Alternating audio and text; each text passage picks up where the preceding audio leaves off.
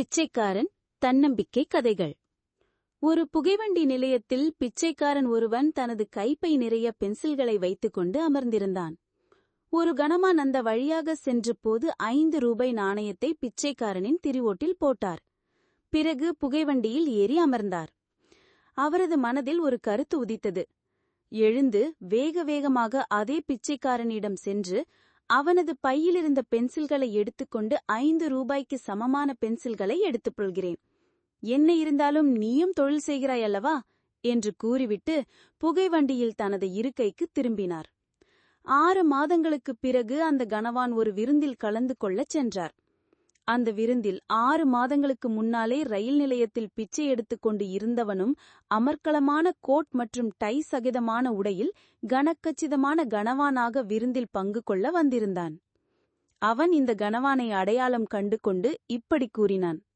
அன்பரே, நீங்கள் என்னை மறந்து போகியிருக்கலாம். ஆனால் நான் உங்களால் தான் இப்படி நல்ல நிலைமைக்கு வந்திருக்கிறேன். நான் நல்ல நிலைமைக்கு வருவதற்கு நீங்கதான் காரணம்.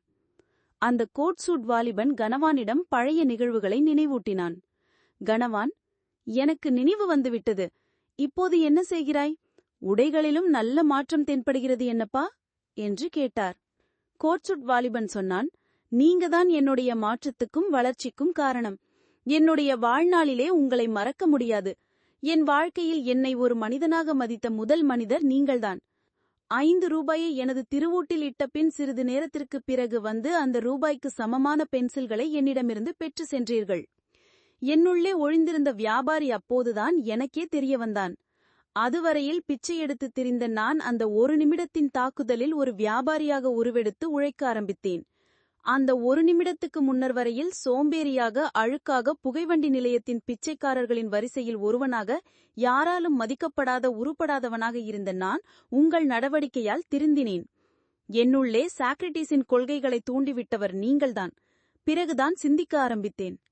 நான் யார்? எனது கொள்கை என்ன? எதற்காகவோ பிறந்துவிட்டேன்.